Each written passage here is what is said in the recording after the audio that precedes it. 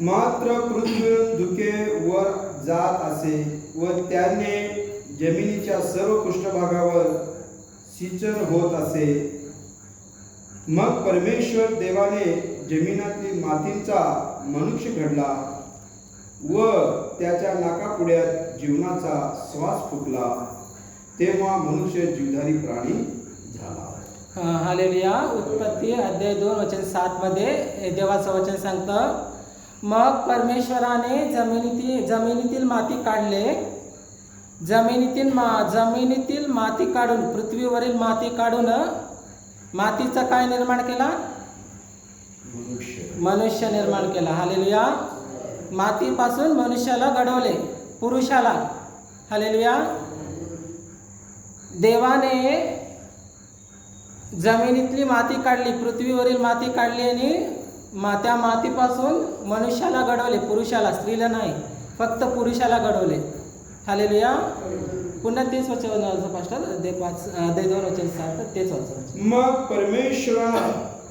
परमेश्वर देवाने जमिनीतील मातींचा मनुष्य घडला व त्याचा नाकपुड्यात जीवनाचा श्वास फुकला. तेव्हा मनुष्य जीवधारी प्राणी झाला. मनुष्य जीवधारी प्राणी झाला. हालेलुया. देवाने मातीतून मनुष्य घडवला, पृथ्वीवरील माती काढून. नंतर त्याच्या नाकातोंडात श्वास फुंकला देवाने. तेव्हा मनुष्य जिवंत प्राणी, जीवधारी प्राणी झाला. हालेलुया. आता आमच्या परिवारामध्ये 3 भाग आहे. एका कुटुंबात, एका घरामध्ये 3 भाग असते. हालेलुया. 3 भाग म्हणजे कसं? एकाच घरात 3 भाग म्हणजे नवरा, बायको, लेकरं. हालेलुया. नवरा, बायको, लेकरं, ते सगळे म्हणून एकच परिवार. हालेलुया. आता मनुष्याला देवाने कशाने घडवले? मातीतून. आता स्त्रीला कसं घडवलं? पुरुषाला तर मातीपासून घडवले देवाने. स्त्रीला कसं घडवलं देवाने? ते पण मातीने घडवलं नाही. हालेलुया. स्त्रीला मातीने नाही घडवलं. 21 तेच अध्याय 21 वचन वाचा. 21, 22, 23. 21 आणि 22 आणि 23. 21 पासून सुरू. मग परमेश्वर देवाने आदामाला गाढ निद्रा आणली आणि तो झोपला. तेव्हा त्याने त्याची एक फासळी काढून घेतली आणि तिची जागा मांसाने भरून झाली. पासळी काढली. पासळी म्हणजे कळलं ना तुम्हाला? इकडचं पासळी काढली आणि ती जागा मांसाने भरली. वाचा पुढे. परमेश्वर देवाने आदामाची फासळी काढून तिची स्त्री बनवली आणि तिला आदामाकडे नेले. तेव्हा आदाम म्हणाला, आता ही मात्र माझ्या हाडातले हाड व मांसातले मांस आहे. हिला नारी म्हणावी, कारण ही नरापासून बनवली आहे. बस बस. आता बघा, देवाने पुरुषाला कसं घडवलं? मातीपासून ना. स्त्रीला तसं नाही घडवलं देवाने. स्त्री निर्माण झाले पाहिजे तर पुरुषाचा आतमधले असलेलं काय पासवडी काढून बनवलं स्त्रीला. हालेलुया.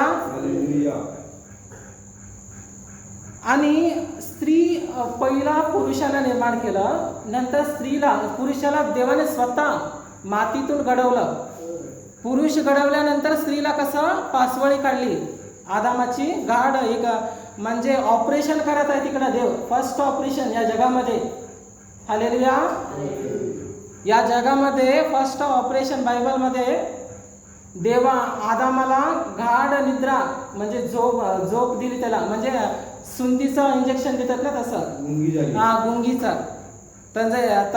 तसं करून आदामाचं ऑपरेशन करून एक पासवळी काढून त्याच्यापासून काय स्त्रीला निर्माण केलं. आता लेकरं कसं बनतात सांगा बघू त्यांच्यापासून? आदामाला तर डायरेक्ट मातीपासून घडवलं आणि जीवश्वास दिला त्याला. स्त्रीला कसं बनवलं? आदामापासूनच आदामाचं एक पासवळी काढून बनवलं स्त्रीला. आता लेकरं कसं बनतील? आदाम आणि अव्वा, स्त्री आणि पुरुष एक झाल्यानंतर त्यांचा लेकरं आहे. आता हालेलुया. ते सर्व एक परिवार. हालेलुया. आदामापासून आलेले ते, आदामापासून स्त्री, स्त्रीपासून लेकरं, असं. हालेलुया. जसं मनुष्यामध्ये 3 भाग आहे, मनुष्यामध्ये 3, नवरा, बायको आणि लेकरं, तसं देवामध्ये सुद्धा 3 भाग आहे. हालेलुया. कोणतरी सांगू शकता का देवामध्ये 3 भाग? हालेलुया. पिता, पुत्र, पवित्र आत्मा.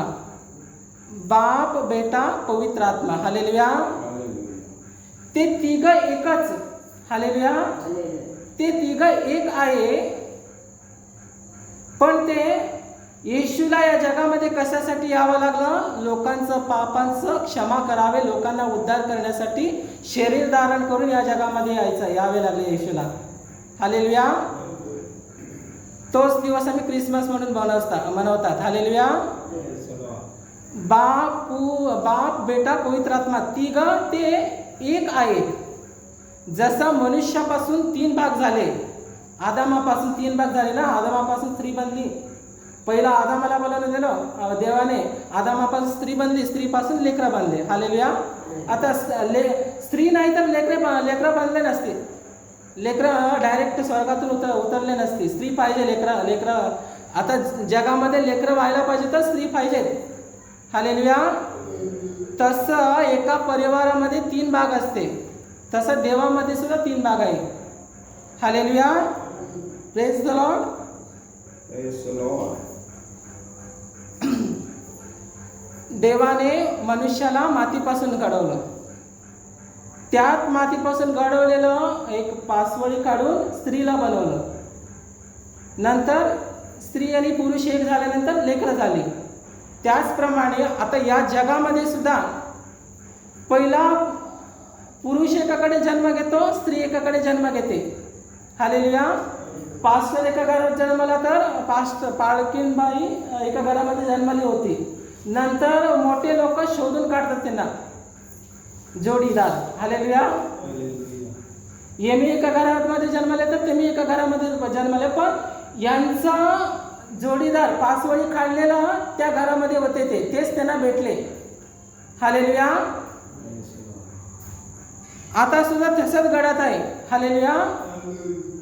काही लोक प्रेम करून लग्न होतात, ते सुद्धा तसं नसतं. ते म्हणजे पासवळी, जेथे पासवळी असते तेच त्यांना भेटते. प्रेम करू कसं करू, ते जे पासवळी ज्या जागेमध्ये असते त्यांचं. हालेलुया. देवाने जी स्त्री ज्या जागेमध्ये ठेवलेली असते, ती कुठल्याही जातीमध्ये असू दे, कुठल्या धर्मामध्ये असू दे, पण ज्या जागेमध्ये देवाने ठेवलेले असते तेच त्यांना भेटते. हालेलुया.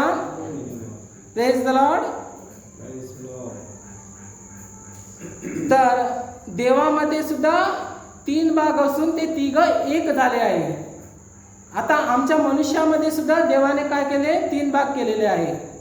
हालेलुया. 3 भाग करून शेवटी ती तिन्ही एकच. हालेलुया.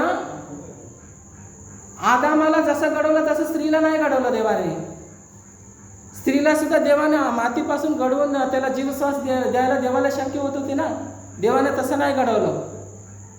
आदामाची एक पासवळी काढून स्त्रीला बनवलं.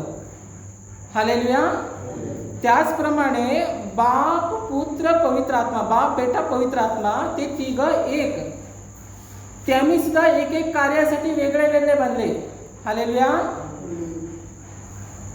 बापाचं काम काय? या जगातील सर्व लोकांचं चांगल्यांवर वाईटांवर सगळ्यांवर दृष्टी लावून, सगळ्यांवर पाऊस पाडायचा, सगळ्यांवर ऊन, सूर्य, चंद्र, नक्षत्र, हे सर्व बापाचं काम आहे. ते सर्व वेळेवर हवामान सुद्धा, पावसाळा, हिवाळा आणि उन्हाळा, हे सर्व बाप करत असतो, म्हणजे परमेश्वर. आणि पुत्राचं काम काय? या जगामध्ये आला शरीर धारण करून, या जगामध्ये येऊन सर्व जगाचे पाप क्षमा करण्यासाठी वधस्तंभावरती तो छळला गेला आणि मरून 3 दिवसात पुनरुत्थान झाला. पुत्राचं काम. पवित्र आत्मा नंतर येशू ख्रिस्त मरून पुनरुत्थान होऊन स्वर्गारोहण झाला तेव्हा पवित्र आत्म्याला पाठवले. तो सहायक आत्मा आहे. म्हणजे आम्ही जेव्हा प्रार्थना करत असताना, संकटामध्ये, त्रासामध्ये असताना देव पवित्र आत्म्याला आम्हाला सहाय करत असतो. तिघांचे पण वेगळे वेगळे कार्य आहे, पण तिघे ते एकच शक्ती, ते दैविक शक्ती. शेवटी ते मी तिघ एकच ते. जसं परिवार कसं एक असतं तसं ते मी पण एक. Hallelujah, praise the Lord. आणि एका मनुष्यामध्ये सुद्धा 3 भाग ठेवलेले आहे देवाने. प्राण, आत्मा, शरीर. हालेलुया. प्राण म्हणजे जीव, म्हणजे आम्हाला काहीतरी खिळे टोचले, काहीतरी काटे टोचले तर दुखते ना, त्याला जीवाला दुखते, आत्म्याला दुखत नाही. आणि शरीर, शरीर ना आत्मा गेल्यानंतर शरीर हालचाल होत नाही.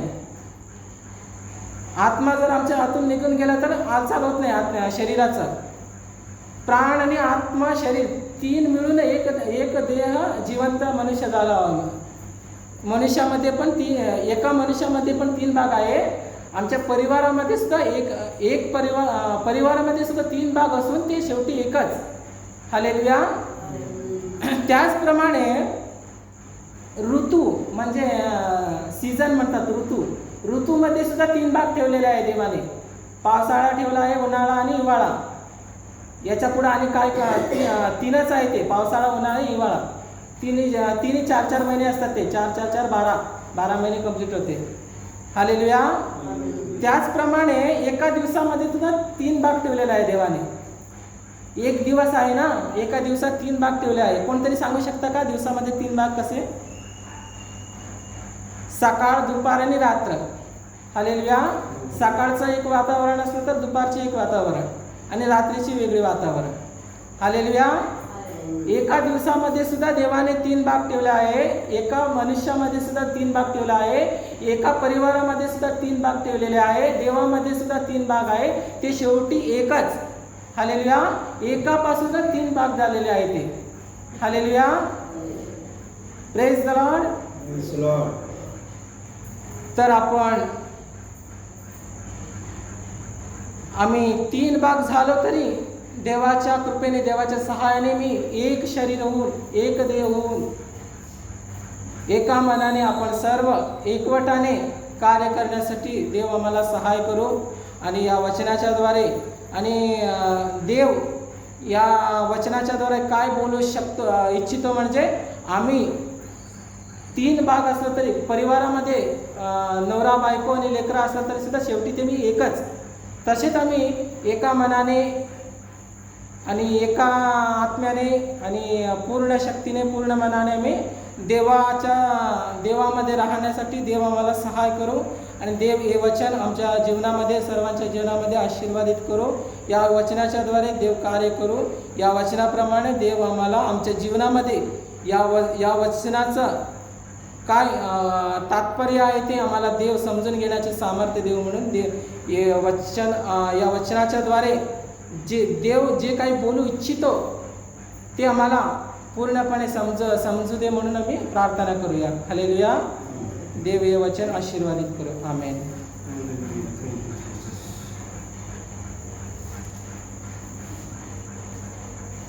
ओके, आपण एक छोटीशी